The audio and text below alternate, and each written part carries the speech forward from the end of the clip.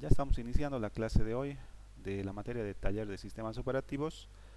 Hoy 23 de abril del 2021. ¿Ya? Lo que les decía era lo siguiente. La próxima semana vamos a hacer nuestra evaluación en Forms.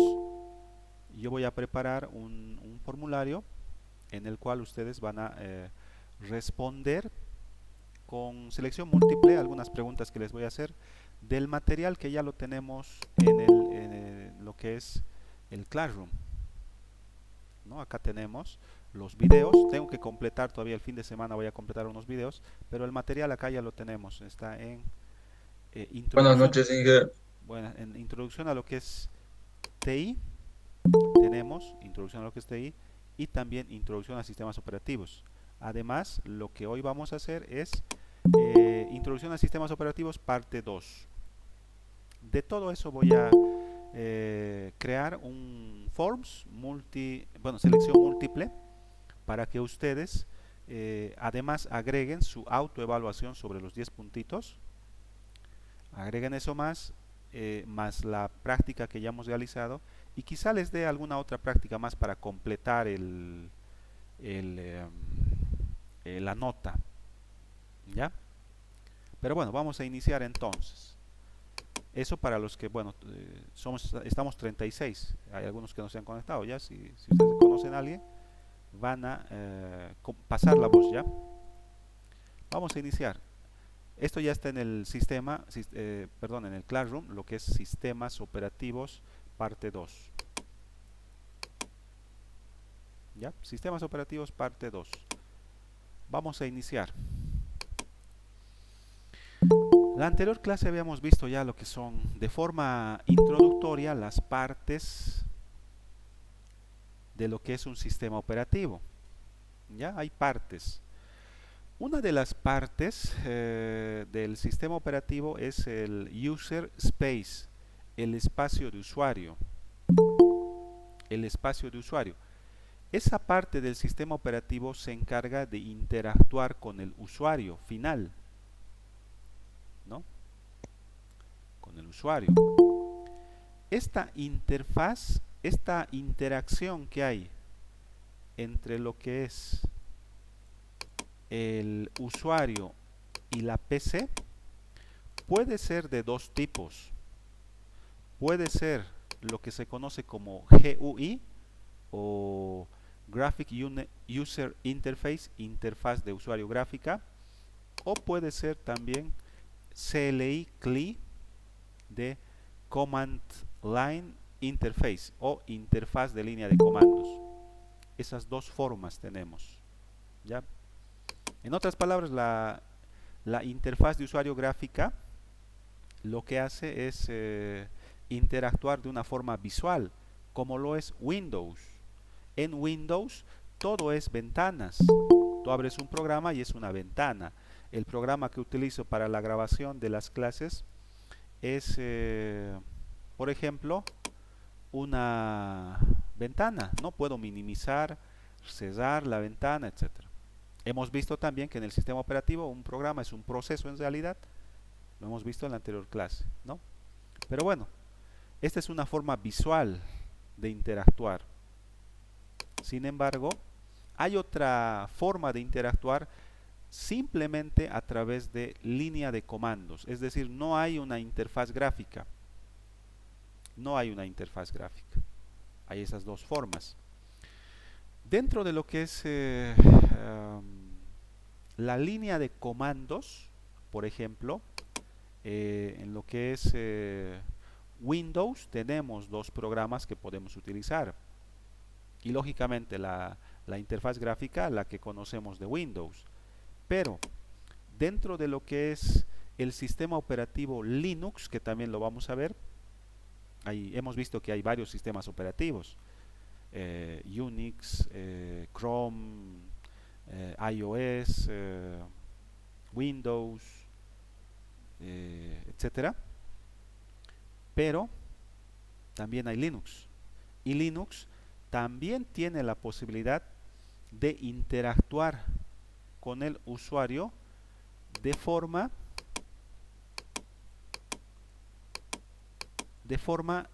gráfica o de forma de línea de comandos. En Linux también hay esta forma. ¿Ya? La interfaz gráfica ha avanzado bastante, en especial en este último tiempo. Ustedes pueden ver, es más, vamos a ver más adelante, en el segundo bimestre vamos a ver algunas distribuciones de Linux que tienen una interfaz gráfica muy elaborada, muy elaborada. Si ustedes quieren, entre comillas, yo diría que es muy bonita, ¿ya? Entre comillas, vamos a decir, es muy bonita, ¿ya? Muy elaborada. Se ha trabajado bastante en lo que es la interfaz gráfica. Las ventanas incluso son muy bien elaboradas. Eso lo vamos a ver más adelante. Pero también hay línea de comandos, ¿ya? La línea de comandos en Linux se llama shell, ¿no? Y el lenguaje que vamos a utilizar dentro de lo que es el shell de Linux, porque podemos hacer programas también, ¿ya? Se llama bash. Bash, ¿ya? La línea de comando se llama shell y lo que es el lenguaje que vamos a utilizar, porque podemos hacer programas incluso, se llama bash, ¿ya? Luego, en los sistemas operativos, los archivos y las carpetas o directorios, como quieran llamar, son sinónimos, se organizan en un árbol de directorios jerárquico. Esto les había mostrado la anterior clase, ¿no? Es un árbol de directorios donde tenemos una raíz y de ahí se van desprendiendo los demás elementos que puede contener una carpeta, ¿no ven? De la misma manera se organiza en Windows y también en Linux o en Mac, en el sistema operativo de Apple para las computadoras que fabrica lo que es Apple, ¿no? Es la misma la forma, el concepto de organizar los elementos. Lo vamos a ver, les he mostrado incluso visualmente. Dentro de lo que es el sistema de archivos de un sistema operativo, un, un elemento muy utilizado es el llamado path, path, P-A-T-H, o si ustedes quieren, ubicación, ubicación, ya que como decimos que hay una estructura de árbol en la cual un archivo puede contener X cantidad de elementos, entonces necesitamos identificar el lugar específico donde está un archivo determinado. Necesitamos, ¿no? Tienes un directorio principal que se ramifica y contiene otros directorios y archivos. A la ubicación de estos archivos y directorios se llama path, ubicación, o si quieren también ruta de acceso. Por ejemplo, este es mi equipo, acá estamos en mis documentos, ¿no ve? Ahora, digamos esto de acá, TCO, es una carpeta que habíamos creado nosotros en la anterior clase. Entonces, ¿dónde está en realidad esta carpeta dentro de esa estructura de árbol de directorios que tenemos en el sistema operativo? Y la respuesta es la siguiente, le hacen un clic acá, esto es de Windows, ¿no? Acá está la ventana, perdón, el programa llamado Explorador de Archivos de Windows, y acá tenemos la base de direcciones. Entonces, dentro de la base de direcciones le hago un clic, y este es al que se refiere el documento, en el cual dice path o ubicación. Entonces,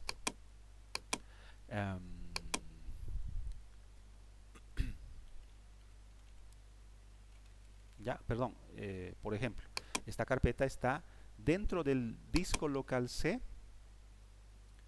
user, Javi, documents, TSO, TSO, TSO, ¿ya? Esta es la ubicación.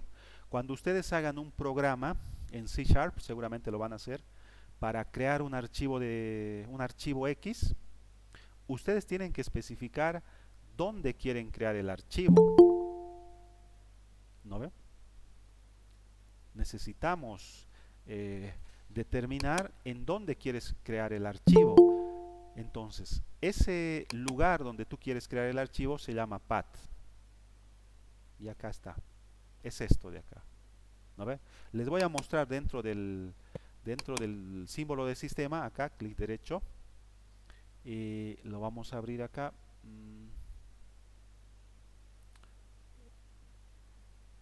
¿Dónde está? Un momentito. Pam, pam, pam, pam. Vamos a abrir acá CMD y vamos a abrir esta ubicación. Acá está. ¿Ya? C users Javi, entonces vengo acá, C users Javi, estoy acá. Documents, CD documents. Y acá pueden ver lo siguiente. Acá está la carpeta TSO. Entonces, acá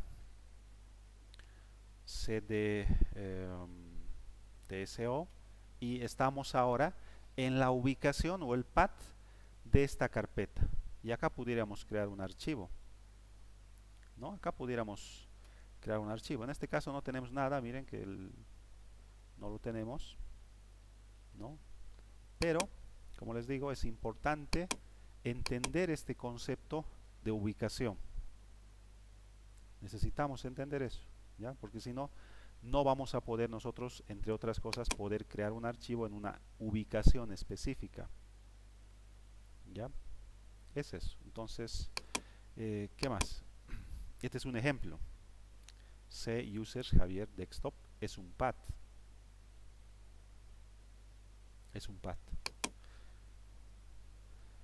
En Windows, dice acá, los sistemas de archivos se asignan a letras de unidades que se ven como C, D, E. Cada letra de unidad es un sistema de archivos. Cada letra de unidad es un sistema de archivos. En este caso, como verán en mi PC, tengo 3 discos, C, F y el I. ¿Eso qué quiere decir? Que tengo 3 sistemas de archivos en mi PC. Puedes tener más. Incluso en el mío son 2 discos duros físicos. Pudiera ser solamente uno. Pero así es en Windows. Sistema de archivo. ¿Qué es un sistema de archivo? El sistema de archivo tiene un directorio raíz, que es el superior para todos. En el caso mío, por ejemplo, el C sería un ejemplo, o el F, o el I. ¿Por qué? Porque dentro de esta unidad voy a tener un conjunto de archivos con la estructura de árbol que nos indica la teoría. Dice acá, tiene un directorio raíz que es el superior para todos los demás directorios en ese sistema. El directorio raíz de C, por ejemplo, se escribe como C // backslash. Los subdirectorios están separados por barras inversas, backslash. Por eso es que acá, en el ejemplo que yo les había dado, acá, documents TCO, acá cuando les muestro lo que es el path, noten que acá aparecen barras, no me deja, acá los directorios están separados por backslash, barra de división invertida hacia el otro lado de la barra de división. Y ahí está, users, backslash, Java, backslash, documents, backslash, TSO. Ahí está, ¿no? ¿Qué más? Eh, la ruta de acceso comienza en el directorio raíz de una unidad y sigue hasta el final de la ruta.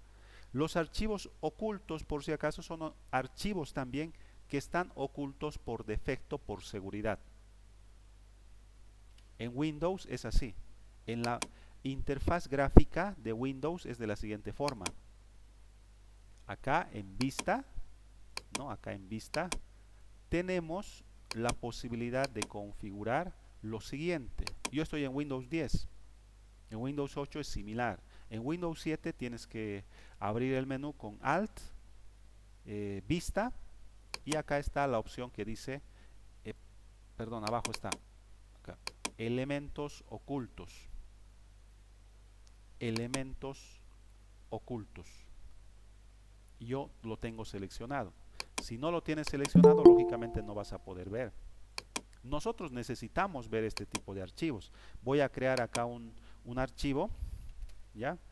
Y vamos a acá en propiedades, vamos a modificar lo siguiente. Acá, editar, y le vamos a dar la, perdón, lo que es, ¿dónde está acá? Un momentito, acá en opciones, ¿dónde está? Acá, como verán, este es un archivo que yo lo he creado, ¿no? Y está dentro del path actual donde nos estamos desplazando. C, dos puntos, backslash, users, backslash, Javier, backslash, documents, backslash, tco. Si aquí tuviese un archivo oculto, entonces, como les decía, acá no voy a poder ver si esta selección de lo que es elementos ocultos está deseleccionado. Como es esta una interfaz gráfica, es así, que es con botoncitos, con, con, con, con cuadros de texto, con check, etcétera. ¿Cómo lo haríamos desde lo que es una interfaz de línea de comandos? Por ejemplo, acá ponemos dir y acá, como verán, tenemos la posibilidad de ver todos los archivos que tenemos actualmente. ¿No ven? Ahí tenemos la posibilidad de ver todos los archivos que tenemos ahí actualmente. ¿Ya? Noten que acá lo vamos a ocultar el archivo. ¿Ya? Acá, clic derecho, este es el archivo. Voy a crear otro. Acá, nuevo archivo oculto. Clic derecho, propiedades, y acá le vamos a dar oculto. Noten que estoy utilizando el GUI, el Graphic User Interface. Lo estoy haciendo de manera visual. Pongo aplicar, aceptar, y ahora tiene una transparencia el archivo. Eso quiere decir que es oculto. Si quito esto de acá, no lo voy a ver. No lo voy a ver. Si selecciono esto, lo voy a ver. ¿Cómo se refleja esto en el Command Line Interface? Noten que ponemos acá dir y acá nos aparece lo siguiente, ¿no?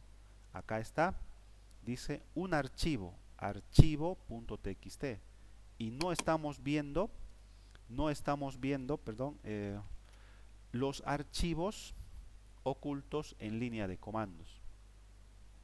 Pudiéramos poner acá dir asterisco punto asterisco, enter, y acá, como verán, seguimos viendo el archivo que no está oculto, ¿no? Acá es sencillo, seleccionando la opción de ver elementos ocultos y ya está. Más adelante, cuando estemos viendo ya los comandos en Command Shell o en CMD, vamos a ver cómo podemos ocultar, cómo podemos ver un archivo, o copiar, o eliminar, o renombrar, etcétera. Cosas que los hacemos muy fácilmente desde la línea de, perdón, desde la forma visual de Windows. No, acá es sencillito, clic derecho, propiedades, le dices oculto y ya está. Como lo hacemos en Command Line, lo vamos a ver más adelante. ¿Ya? Continuamos.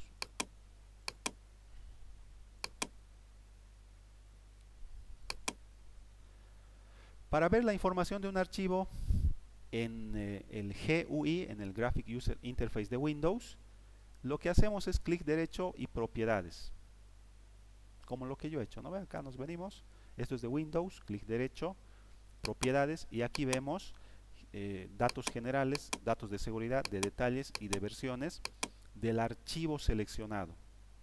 Incluso acá aparecen, ¿no?, los datos básicos, cuándo se ha creado, cuándo ha sido modificado por última vez, cuál es la ruta de acceso a la carpeta, el tipo de documento, el nombre con la extensión y general también.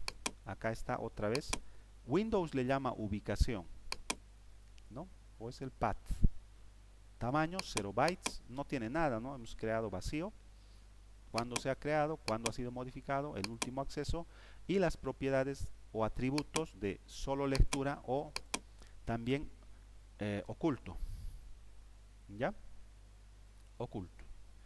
Eh, Podemos también, cuando nos referimos a solo lectura, nos estamos refiriendo a que el archivo no va a poder ser editado, solamente va a poder ser leído. A eso se refiere. No es un elemento de seguridad. ¿Ya? Es un tema de seguridad. Aguárdeme un segundito, por favor. Perdón, perdón, estaba un poquito acá solucionando un problema. Entonces les decía, ¿no? Son temas que son muy importantes. El tema de seguridad, por ejemplo, la idea de seguridad es muy importante. Si nosotros creamos un archivo desde un programa en C Sharp, ese archivo deberíamos de poder solamente editarlo desde lo que es el programa que nosotros estamos desarrollando. Desde afuera o desde otro lugar no deberían de poder editar. Entonces, este tema es muy importante. Es más, este es el motivo por el cual Linux y Android Studio también son más seguros. Porque en Android Studio, por ejemplo, tú no puedes acceder a cualquier archivo y modificarlo. Hay permisos, hay propietarios, etcétera. En Windows es un poco más relajado este tema, por eso es que nos puede entrar un virus y ese virus puede crear archivos y eliminar archivos, ¿no? Eso entre comentarios. Luego, ¿qué más tenemos? El client Windows, tenemos dos. El famoso CMD, el Command Prompt, o el PowerShell. Estos dos. El Command Prompt y el PowerShell. Les muestro. Vamos a abrir el Command Prompt. Windows más R. Acá está, ejecutar. Y Command. Y vamos a escribir CMD. Otra vez acá. Presionamos la tecla Windows más R de run, de ejecutar, y vamos a agregar el Inge, comando. su audio está desactivado, creo. Perdón, no me he dado cuenta. Les decía, ¿no? Hay, en cuanto a lo que es la línea de comandos en Windows, tenemos dos. El famoso CMD y el PowerShell. Hay dos líneas de comando que podemos usar. El PowerShell es el completo y el Command Prompt es el limitado. ¿Cómo se abren? Entonces, para abrir es sencillo, Windows más R. Esta es la ventana de ejecución o run, por eso es R, Windows run. Y acá escribimos CMD. Enter o aceptar. Y este es el famoso Command Prompt, ¿no? Acá hemos estado utilizando ya algunos comandos. Esta es una línea de comandos. Pero también, sí, estoy grabando. Me estaban consultando, estoy grabando, perdón. Acá. Estoy grabando. Y hay otro también. Este es un poquito limitado. Es el que generalmente usamos, ¿no ve? Pero hay otro que es más poderoso, que incluye todas las opciones o comandos que soporta el CLI en Windows. Y este se llama PowerShell. Otra vez Windows Run PowerShell. Enter o aceptar. Ahí está. Ahora, como ven, la diferencia es visual también. Tenemos acá un fondito azul y acá pueden, pueden ver claramente que dice acá PowerShell. Vamos a ver si funciona el comando. Dir. Y como ven, funciona también. Voy a ponerlo acá. Esto lo voy a empujar hacia mi monitor, a la parte derecha lo voy a empujar, ¿sabes? Y pongo acá el símbolo de sistema, mitad, mitad. Acá también voy a poner dir. Y noten que el dir de la parte derecha es más completo que el dir de la parte izquierda. Les muestro, ¿no? Acá está. He puesto el mismo comando acá en lo que es el PowerShell y el CMD. Este es el CMD y este es el PowerShell. ¿No ve? ¿Cómo te muestra acá? Noten que acá solamente te muestra la fecha, la hora, el tipo, si es directorio o archivo, y el nombre del archivo con la extensión. Finalmente, una sumatoria de todos los archivos, del tamaño de todos los archivos. Comparen con esta forma de acá. El dir te muestra, me voy a adelantar un poquito, ¿no? El modo, el mode. Acá hay un D, hay un R, hay otros elementos más. Estos elementos son de seguridad, porque Windows también maneja seguridad. No la maneja al nivel de Linux, pero maneja seguridad. Tú puedes decir un archivo que solamente sea lectura, que solamente sea escritura, que sea lectura-escritura, etcétera. Identificar también si es un directorio, si es un archivo, etcétera. Acá tenemos también, dice acá, last write time, último momento en el que sea write escrito, ahí está, fecha y hora, juntamente con los nombres de ya sean las carpetas o los archivos. Entonces, vamos a manejar los dos, ¿no? Pero ahora ya saben que hay dos. El PowerShell, que es el completo, y el símbolo de sistema o el CMD o el Command Prompt, que es también una línea de comandos, pero muy reducida. ¿Ya? El símbolo de sistema ya les he mostrado, existe desde hace mucho tiempo, es muy similar a lo que es el sistema de Microsoft original, el primero, llamado Microsoft DOS. Muy similar, así era el Microsoft DOS. Ese es el símbolo del sistema. El 2, el PowerShell, admite casi todos los mismos comandos que el símbolo del sistema, pero como les decía acá, muchos más. Es el completo. Este es el completo. ¿Ya?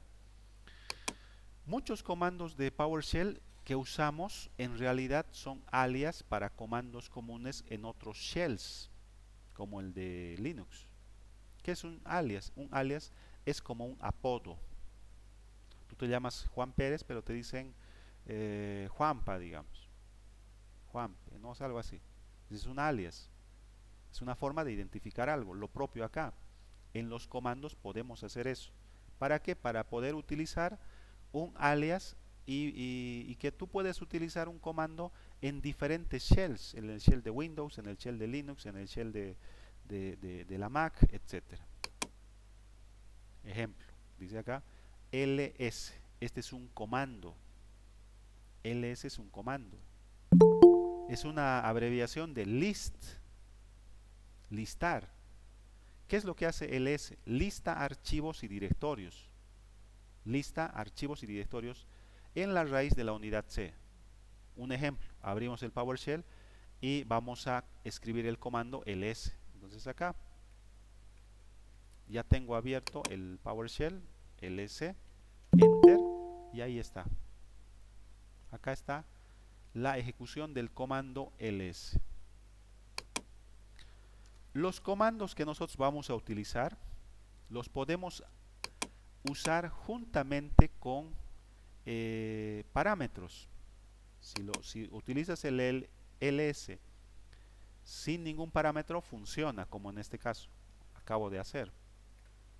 Pero también puedes usar el comando con un parámetro adicional, es decir, yo quiero listar, pero no quiero listar cualquier cosa, ¿no? Quiero listar, bueno, no estoy acá en el D, ¿no ve? Pero quiero listar, vamos a borrar, clear, pero quiero listarlo con un detalle específico, entonces tú puedes agregar. Los comandos que vamos a utilizar tienen parámetros adicionales. Por ejemplo, yo quiero crear un archivo, pero quiero crearlo en cierto lugar, o quiero crearlo solo lectura.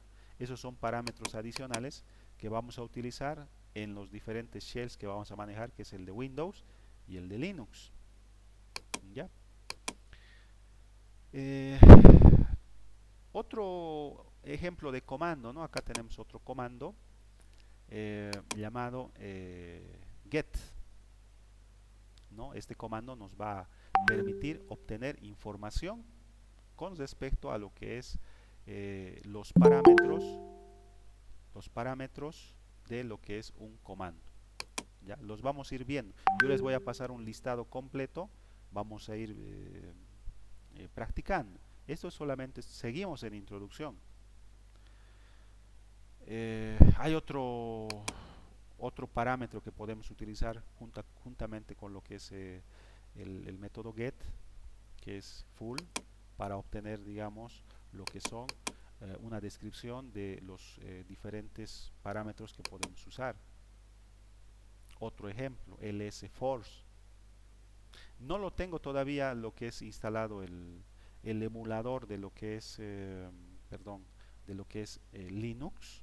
Esta computadora yo la he formateado, he borrado todos mis imágenes virtuales por tema de espacio, pero yo les voy a enseñar también, porque esto lo vamos a ver en el segundo parcial ya, les voy a enseñar a crear máquinas virtuales. Dentro de nuestra computadora podemos crear una máquina virtual que va a utilizar los recursos de nuestra PC, pero que es como si fuese una PC virtual.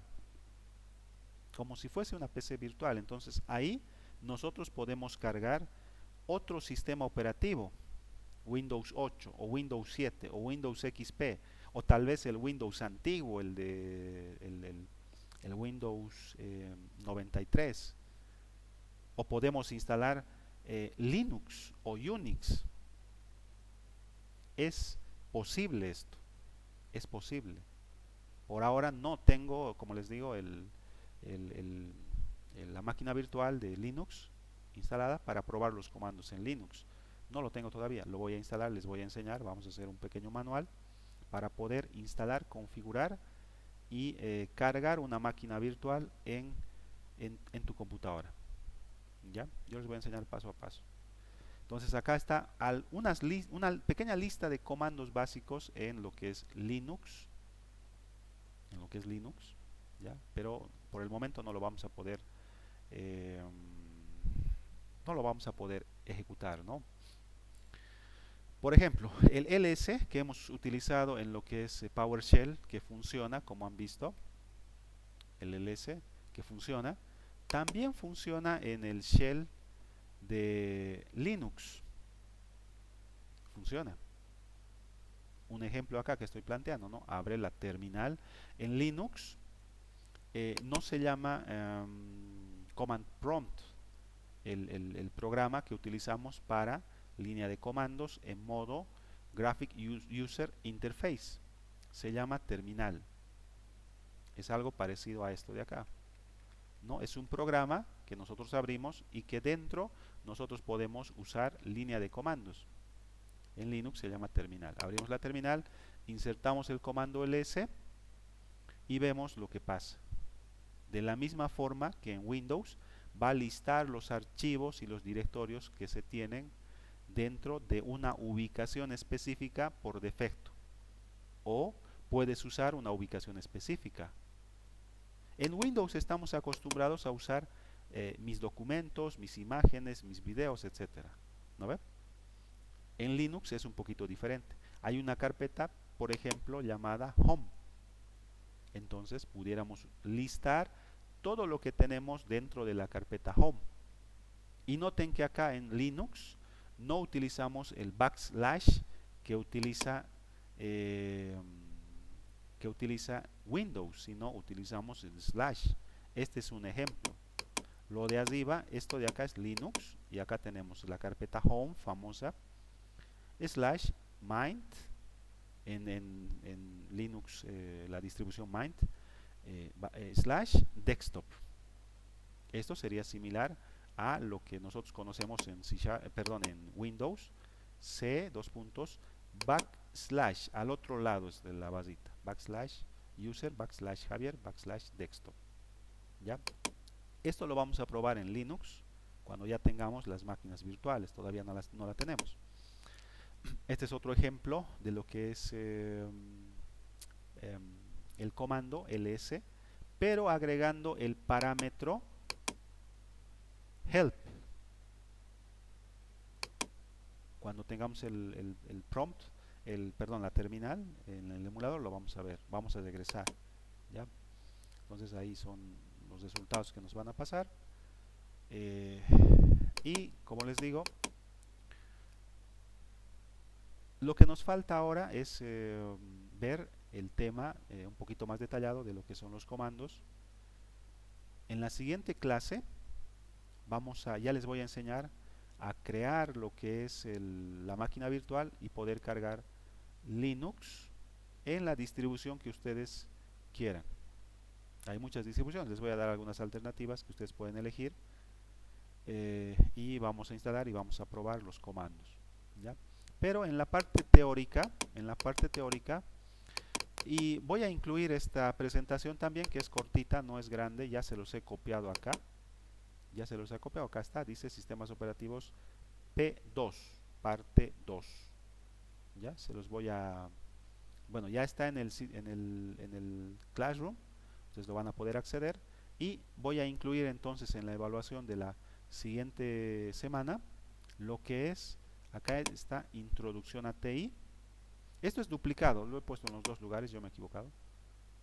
Introducción a sistemas operativos e introducción a sistemas operativos parte 2.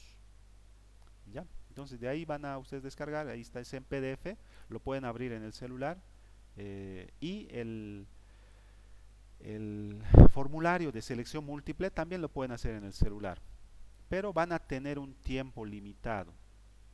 Lo vamos a hacer en clase nomás, porque ahora las nuevas autoridades quieren que estemos registrando todo, así que yo lo voy a hacer en clase nomás.